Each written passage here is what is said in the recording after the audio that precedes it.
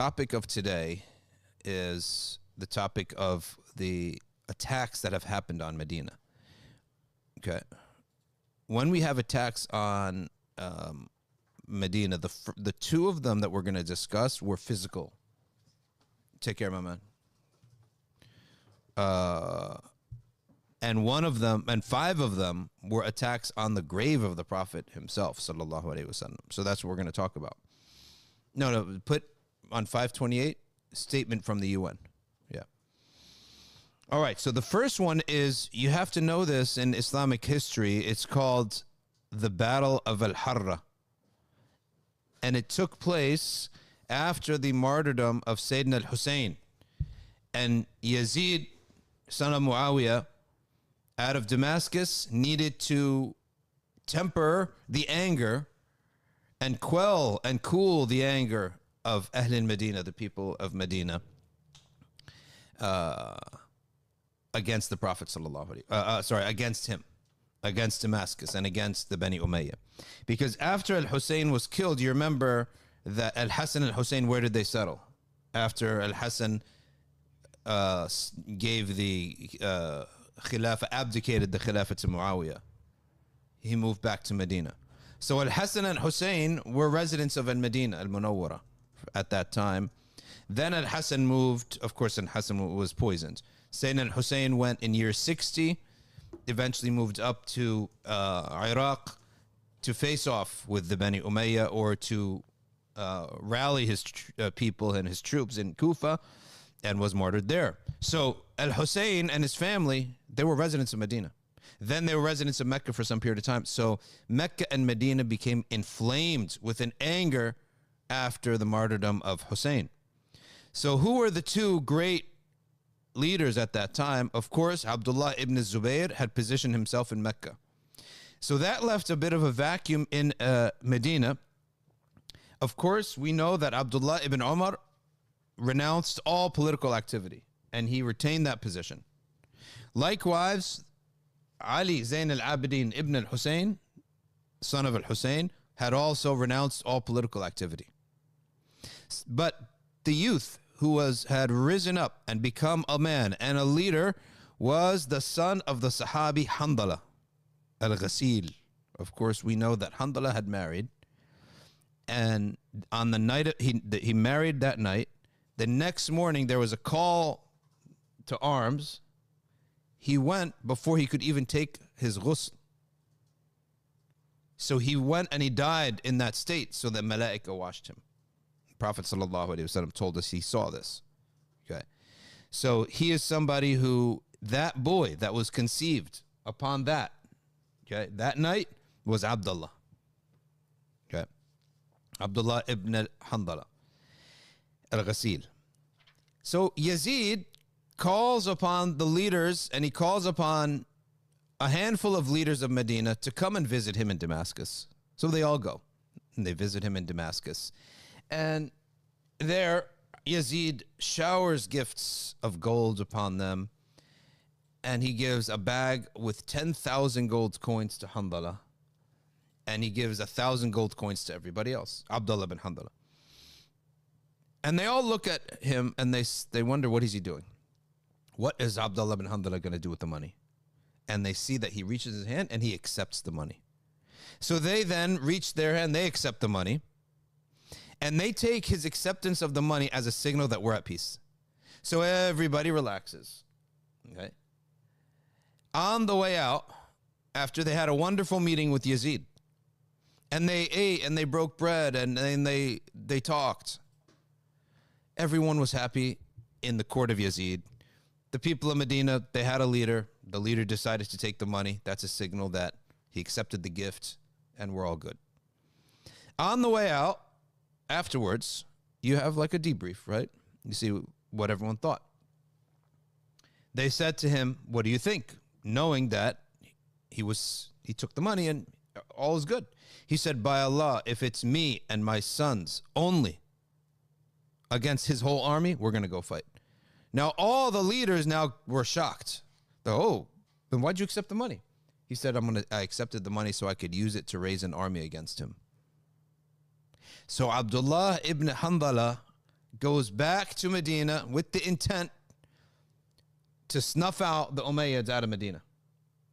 And he goes straight to the masjid and he gives a speech. And in that speech, he takes his turban off and he says, I have renounced, and the Arabic word for renounced is synonymous to remove. I have removed the hand of allegiance from Yazid just as I removed this turban from my head. And he threw it. And that was a symbol back in the day. To renounce allegiance is by taking off something that you're wearing. So the mosque became filled. Everyone threw in the pile whatever they were wearing. And they, of course, they collected again, but it was just as a symbol and a show that as the clothes piles up of how many people have renounced the allegiance, and they say there was like a hill of garments. Everyone in Medina followed except for a handful of people, and they are Abdullah ibn Umar, Ali ibn al-Hussein Zain al-Abidin, and Muhammad ibn al-Hanafiya, who was the younger brother of al-Hussein and the uncle of Ali Zain al-Abidin from his father's side. And he's called Muhammad ibn al-Hanafiya because Sayyidina Ali, after Sayyidina Fatima, married a woman from the Hanif tribe. So she's Hanafiya. And he's known and demarcated as Muhammad ibn al-Hanafiya, so that it's demarcated that he's not the son of Fatima. Okay. But also he cannot accept zakat either. Okay. So he's not the son of Fatima Zahra, so he's not directly connected to the Prophet in that way, but he's the son of Ali. So he is connected to the Prophet in that regard. And all the sons of Abi Talib and the grandchildren of Abdul Muttalib do not accept zakat in our religion. Okay.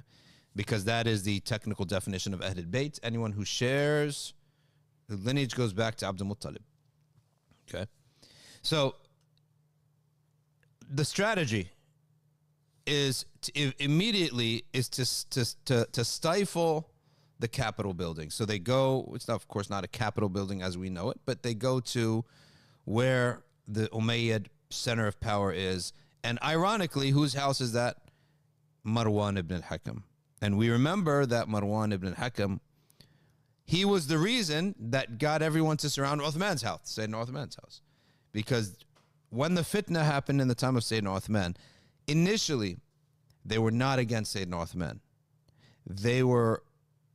Their grievance and the man they wanted was Marwan ibn al-Hakam, who forged the letter to commit murder. He forged it in the name of Sayyidina Uthman, but it was Marwan's handwriting, and they came to that conclusion very quickly. And it was Sayyidina Ali who came to that conclusion. And he shared it to the people. It's Marwan. It's not Sayyidina Uthman. And they all surrounded the house of Sayyidina Uthman to get to Marwan because Marwan was staying with Uthman. Now, the tide has turned, and what goes around comes around. And Marwan ibn Hakam's house is surrounded by all of these people. Because the first step is to cut off all Umayyad communication. Now, there was another grievance beyond Yazid, and that was that in the time of the Bani Umayyah, the Umayyad people had purchased a lot of land in Medina during a drought, and they got it at like 1/10 of the price. And this angered a lot of people. They felt that this was unfair. You don't come to a people during a drought and buy everything from them at that price, right? At a low price, because people are so desperate. Some in Medina said the land was confiscated. So there was some ittirab, unknown exactly what, how the land was acquired, but it was a source of anger for these Medinan farmers that this precious land was lost to them. And the Umayyad sent their own people to work the land, not non-Medinans. So there was this foreign body there working the land that was theirs. So there was a financial grievance here too. That was an unjust acquisition of territory, of land. So the second strategy was to disallow them to benefit from this land and to pick fights. Anytime that one of these workers sought to harvest the crops or to pluck the crops out, you stop them physically. That's your land. So they did that. They closed off Marwan's house and where the Umayyads gathered, and they went off and they started to pick fights with these foreign farmers, Umayyad farmers, to protect their land. Then they received a letter. And here's the interesting thing. Yazid had a soldier at this time named by the name of Muslim ibn Uqba. Muslim ibn Uqba at the time, here's where it gets really interesting and almost Hollywood-like. Who is Muslim ibn Uqba? Now, this is almost like if you know that in Kufa, he sent Ibn Ziyad. Well, he reached out for Ibn Ziyad again. He said, Ibn Ziyad, well, I got another mission for you. Ibn Ziyad said, last time we killed Hussein, we got the la'na of the whole ummah against us, I'm out. Okay? So he reaches for Muslim ibn Uqba, who is, ironically, the maternal brother of Abdullah bin Handala. He's his maternal brother. And he sends him, and he says, go down to Medina, tell them we don't want to spill any more blood. Like this, when they assassinated and they murdered, they killed al-Hussein the way they did, like the whole ummah hated them. And the news spread, they were despised. They were reeling from that. Even the Umayyads have to deal with public, you got to deal with public perception. So he said, look, this time try to avoid bloodshed. And tell them they have 3 days to return to obedience. If they do, come back. If they don't, then you fight them, and I permit you 3 days to do as you wish in the city of Medina. And this was an ancient practice that once a city is defeated, to permanently break them, you allow the soldiers to rape and pillage. Rape, kill, steal. Basically, it's a free-for-all. Anything's yours. The women are yours. The money is yours. The homes are yours. The possessions are yours. Children, horses, whatever you want is yours. This is in the old day how you would break a nation or break a city. Of course, it's haram. But he gave him permission to do it. And that is Muslim ibn Uqba. So he gets there, and the first two parts of Abdullah bin Handala's plan are working out. But now, the third part is to remove all Umayyad people out of the city. Marwan, everybody, anyone who was a sympathizer with Bani Umayyah, get them out of the city and seal the city from the Bani Umayyah. Now this is the part that he's got to fight to do this. Muslim ibn Uqba comes down with a massive army, 10,000 people. An army of 10,000 people upon the city of Medina. And this is exactly like Al-Khandaq. Same amount of people. So what do? They mimic the strategy of Al-Khandaq and they dig a ditch all around the city of Medina. Okay. Nonetheless, they're able to communicate and the ditch doesn't work. And Muslim ibn Aqil writes him a letter. Muslim ibn Uqba writes him a letter. And he says, you have 3 days to return to obedience. And the 3 days pass. And Abdullah bin Handala writes back a letter. And he says, we're not returning. It's a fight. They meet at Al-Harrah, which is part of the outside of Medina where the Jews used to live. And they meet there, and it's not even a contest. The Umayyads kill them all. And Imam Malik says about this that in the Battle of Al-Harrah, 700 scholars who can give fatwa were killed. 700 scholars were killed. Okay. And after that battle, the 3 days ensue. The 3 days of raping, pillaging, and murdering. Az-Zuhri says the number of dead surpassed 10,000. Just in the 3 days, not in the battle, in the 3 days. So these three days, all of this is unlawful. The battle's done with. But this was an old technique to break a city and make sure their population never rebels again and learns their lesson and is essentially traumatized from rebellion.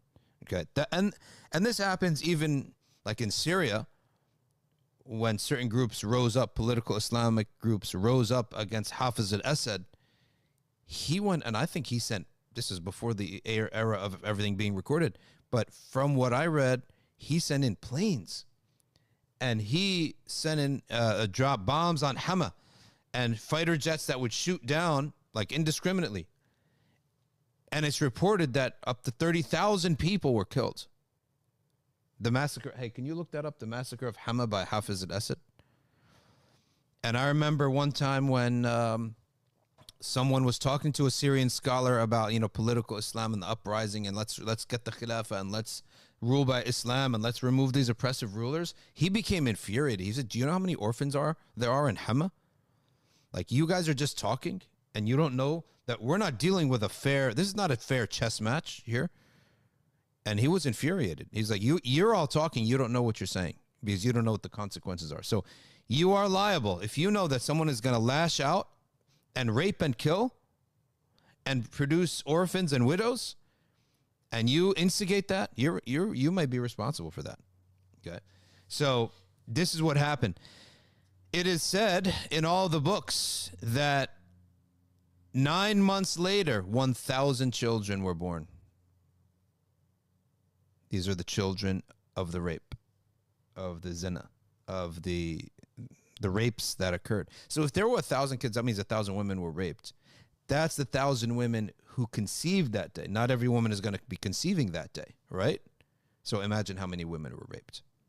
Now you are dealing with somebody who permitted this. Okay? So you are dealing with a group of people that have strayed so far from Islam that they're going to go to the city of Medina and want to do this. The Salah was not established in the city for 3 days. No adhan. The Salah meaning in the Masjid of the Prophet, no adhan. And the mosque was used as a stable. Like, they just put their horses in the mosque. Like, that is how far from the deen that they went. After that, they moved to Mecca. They moved on to Mecca. After the 3 days was over, they moved on to Mecca.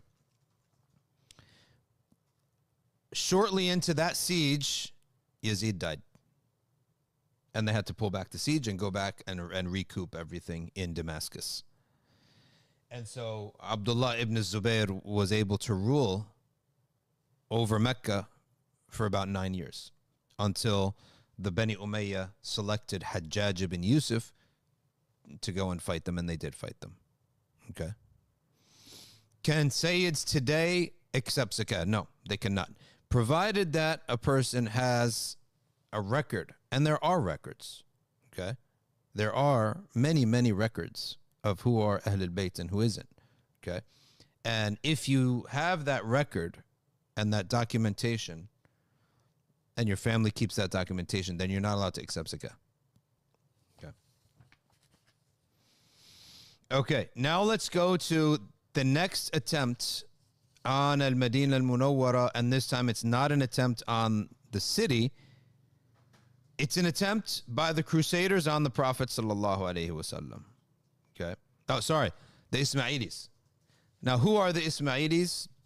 Just so that you can, did you get that Battle of Al-Harrah information? I mean, regarding the statistics, it's not. There aren't accurate reports. There are no accurate reports because back in those days you didn't have statistics the way we have it now. Now so it's saying like 2,000 to 40,000. Yeah, which is way off. So the highest number, according to what Yasin found, was 40,000 people killed in the put down of Hama in Syria. Now, just so you know the names of these sects in Islam, there are 3 Shi'i sects, and they are based on how many imams they believe in. The first Shi'i sect are the Fivers, also known as the Zaydis, and they're in Yemen. The second Shi'i sect are the Seveners, and they are the Ismailis because they believe in Ismail is the last imam that they believe in. And the Ismailis are also known as Baltinis and also known as Fatimis. Okay? So Ismaili, Baltini, and Fatimi, same thing. And today, what are they called? Bahoris. So this sect has 4 names. They're known by 4 names. Ismailis, Baltinis, Fatimis, and Bahoris. Okay? And the third Shia sect are the 12ers, because they believe in 12 imams, and they're also known as the Imamis. Now, the Shia groups all were Arabs in the beginning. And the only Arabs left that are Shia are the Lebanese. Okay? And they are Imamis. And the Zaydis, of course, Yemenis.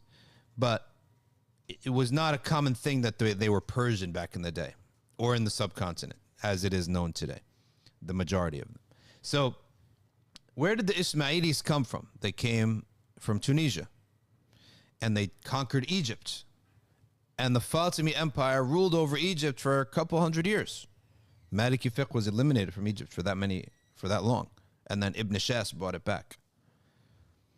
Okay. Now, the Ismailis then and the Fatimids if you were to go back to the season 3 of Islamic history, right? It's Salah ad-Din, it's Nur ad-Din, Salah ad-Din, the Crusaders, and the Fatimids. There are two bad guys. There are two antagonists. The Fatimids in Egypt and the Crusaders of Jerusalem. Okay? And Ahl Sunnah, the Zengids, and then later on the Ayyubids are in Syria. Okay?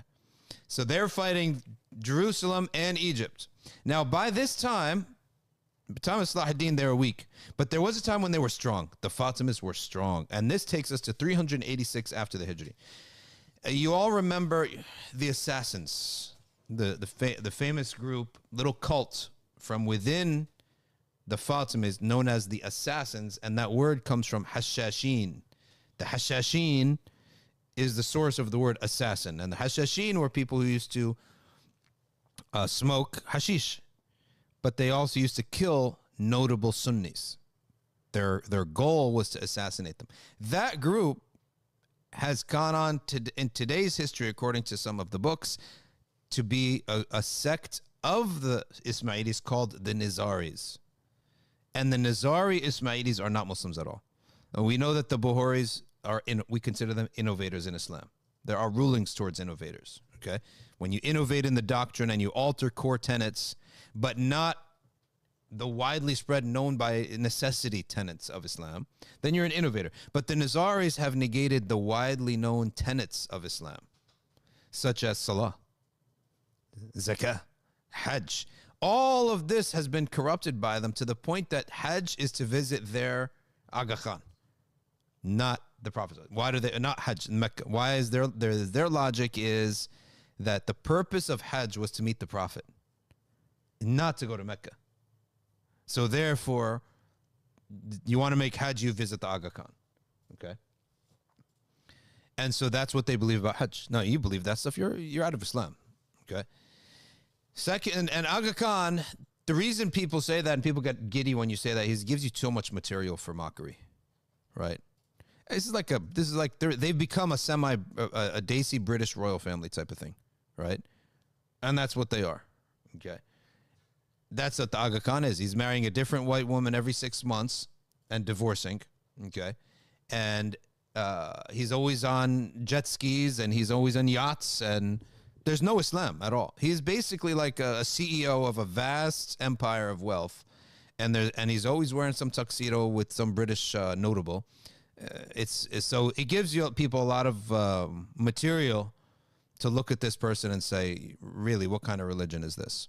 Okay. So that's a strand of the Ismailis known as the Aga Khan, also known as the Nizaris, and they're very high placed and everywhere. Like they're big donors to Harvard, and as a result of that, Harvard has an Aga Khan, chair there and a professorship, and there's a man there. He basically teaches Ismailism there. It's because of the money, right? Nothing. Why else? Why would Harvard care about some small sect unless that sect is a big donor? So that group is called the Nizari Aga Khani type of Ismailis, and they're out of Islam altogether. And the Buharis don't answer to them, and the Buharis also think they're out of Islam. So that tells you that we're not going to some extreme. The Buharis themselves denounce them. Okay, Buhari Ismailis are innovative sects. But they pray, they fast, they look Muslim, etc. Okay. Now, in Egypt, around the year 386, there was a man named Al-Hakim bi Amrillah, the Donald Trump of the Fatimid Empire, a kook job, right? but they were strong and they dominated. Al-Hakim bi Amrillah was very much like, I know maybe some people will get upset with me and say, but Akbar. Akbar, and he's like playing around with religion, making up his own religion. He also made up claims about himself. Al-Hakim bi Amrillah in Egypt made up claims about himself that he was like the guided one, the Mahdi, blah, blah, blah. Well, one of the reasons that Al-Hakim bi Amrillah wanted to elevate, one of the ways I wanted to elevate Egypt was he wanted to make the tomb of the Prophet ﷺ in Egypt. He wanted to relocate the tomb of the Prophet ﷺ from Medina to Egypt. Okay. And the ulama needed actually when the Sultan, and he now, I think he ruled over Mecca too. They needed a ruling around this, and they came upon the Quran, Surah At-Tawbah. أَلَا تُقَاتِلُونَ قَوْمًا. Will you not fight a people? نَكَثُوا أَيْمَانَهُم. They betrayed their trust. وَهَمُّوا بِإِخْرَاجِ الرَّسُولِ. Okay. And they intended, they put in all their effort to remove the Prophet. Sallallahu Alaihi Wasallam. This is when the Prophet was in life. Imagine now the sanctity of death, right? So how did he want to do this? Okay. He sent a governor named Abu al-Futuh, and he said, you're now the new governor of Medina. Go get the body of the Prophet and bring it back here. Like that's it, openly. Okay. No fear, no concern. The residents of Medina heard about this, and of course they went and they physically attacked Abu al-Futuh, and Abu al-Futuh became extremely scared. He said, I'm done with this. I'm not going to do it. I'm not going to do it. Okay. In the meantime, a storm came, a sandstorm came, and all of the animals and the tents and the homes of all those who were coming. Obviously, if you have a normal home, you can just seek refuge there. But these are people who came from Egypt in temporary homes, tents, and they had their animals. They just couldn't take it anymore, and they left. So that's the end of the first attempt to take the grave of the Prophet. It was out in the open. Al-Hakim bi Amrillah went out in the open, said, I'm sending Abu al-Futuh. I want to make Egypt the center of the Islamic world. Qahira was a city founded by the Fatimid Ismailis. Al-Azhar was originally meant to train Fatimiyya Shi'i imams, and it was the little courtyard of the king, as king's palace, where they used to give classes. So that's the end of the first attempt. Al-Hakim bi Amrillah went and lived on, and in 411 he tried to do it again. Ibn Sa'dun reports in his book that Al-Hakim bi Amrillah sent some people to carry out his evil plan. These people started residing in a house near the Prophet's mosque, and this time they wanted to do it covertly. Okay, more Shi'i methodology here. Okay, so they rented a house next to the Masjid of the Prophet Sallallahu Alaihi Wasallam, and they began digging. Okay, and at this time, somebody who was walking by heard a sound, a voice saying, "Your Prophet's grave is being dug." So he told one, "Hey, did you hear that?" And the person said, "Yes, I heard that."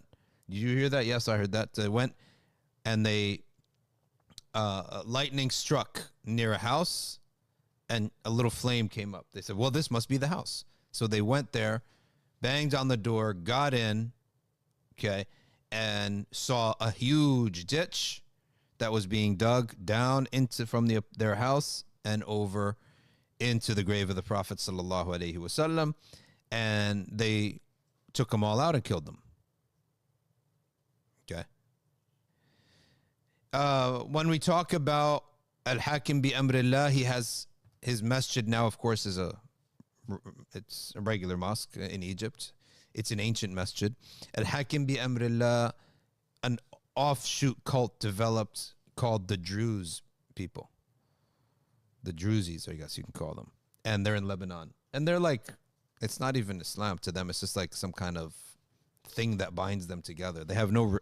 Yeah, it's like a cultural, there's no religion there, but Lebanese people will know what we're talking about when we say Durzi.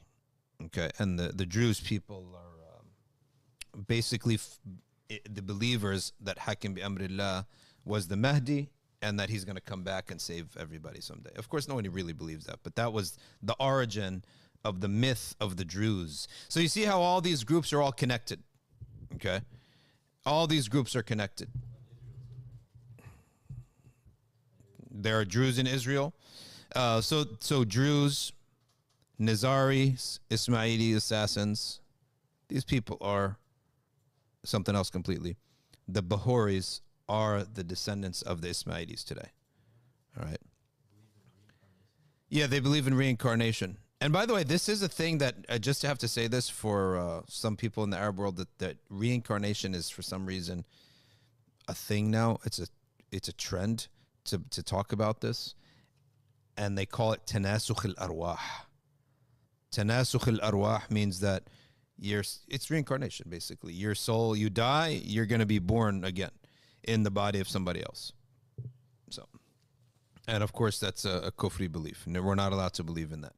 You are one self, and you're going to be judged on the day of judgment directly. You're going to go from here to the abode of judgment. You're not going to come back in this hayat dunya. It's the direct contradiction of the Quran. Anyone who believes that is contradicting, I think, something you could say it's known in religion by necessity, that you're only one person, right? You're not going to live as another person. One of the Sheikh of Egypt put a video, and he said that he met one of these people, and he said, so you're telling me that I might have been Napoleon, right? So in any event, all of these spiritual sayings are just guesses, because like, where's your source of knowledge about the soul and about these things? What's your source? It's all just speculation. Now, what's the third attempt? The next two attempts are going to be by Christian crusaders. So we move from the Fatimids to the Crusaders, and now it's the year 557 after the Hijrah. And this is an amazing story, and probably the best documented of all the stories. The best because it happened later on. It's documented.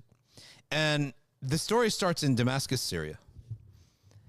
In the room of Nuruddin az-Zingi in the middle of the night, he wakes up, having had a dream of the Messenger sallallahu alaihi wasallam. The Prophet sallallahu alaihi wasallam pointed to two yellow-haired people and said, "Save me from these two." So Nuruddin az-Zingi didn't know what this dream meant, went to sleep again.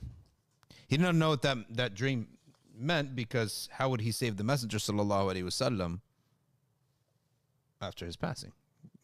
So he slept. Did you want this bookmark here, by the way? Okay. He slept again, and he saw the dream yet a second time. The same exact dream. The Prophet ﷺ said, "Save me from these two people." He slept again perplexed. He saw the dream a third time. This time he said, he doesn't know what this is, but he can't sleep anymore. He goes and he makes wudu, and he goes down to the musalla, the masjid of the palace. And it's before Fajr. It's a way before Fajr. Lo and behold, who does he see there at the masjid? His advisor. So think about this. Nuruddin wakes up on a random night to go make tahajjud in the mosque, and his advisor's already there, praying tahajjud. That's why they were who they were. And Habib Omar bin Hamid, who lives in the Emirates, he used to always say, whenever the Muslims succeeded, their kings were Abdal and Aqtab and Awliya. And he pointed out Nuruddin az-Zingi and Salah ad-Din al-Ayyubi. He said they were not just righteous kings, they were Awliyaullah and Abdal, who prayed tahajjud regularly. So Nuruddin Zingi goes down to the mosque of the palace and finds an advisor still there, or already there. And he tells his advisor of the dream, and his advisor says, "Why are you here? Move, go." So they pray Fajr, and Nuruddin announces to his group, "Let's go, and we're going down to Medina. Gather, and now pack all the money, gifts, everything. We go to Medina, we bring gifts." Immediately goes to Medina, goes straight to the masjid of the Prophet ﷺ, gives a speech to the people, and says, "I want everybody, all men of Medina, to come and claim a gift from me." That's how he's going to see these two men. Every single man in Medina must come and take a gift from me. So people come, and no blonde people show up. He then starts asking around, has anyone seen two blonde people? Well, I say, yeah, there are two blonde guys. They say that they're from Morocco coming to make Hajj, right? Coming down from Morocco over to go make Hajj. And he says, bring them. So they say, come and get your gift from Nuruddin. They said, no, we're not poor. We don't need a gift. He said, no, come anyway. They come. He looks at them. He talks to them. It's not a Moroccan accent. Okay. He said, tell me the truth of why you're here. He said, no, just making Hajj. He said, okay. He follows them back and he has their home investigated. He goes himself into the home and then they put their arms up and they said, no, you got us. We are Christians. We have been sent by the king of Jerusalem to come dig up the grave of the Prophet ﷺ. And they investigate the house and they find a huge hole that goes down into a tunnel that they formed, right? And they were actually getting there, right? So they had dug it down and take a ladder. You go down and you keep digging and digging and digging and digging. And so, of course, he has them executed and he then digs a circle. He orders for a whole circle to be dug around the Prophet ﷺ, in which they would put, melt down some metal and put it there so that it would form a metal wall, molten lead, and nobody would be able to dig. So that was the third attempt on the city of Medina and the grave of the Prophet sallallahu alaihi wasallam. Remember, the Prophet sallallahu alaihi wasallam has a special hadith about Medina. من أحدث في المدينة حدثا أو آوى محدثا فعليه لعنة الله والملائكة والناس أجمعين. Whosoever creates in Medina a fitna or supports one of these people of fitna, upon him is the curse of Allah and the angels and all the people.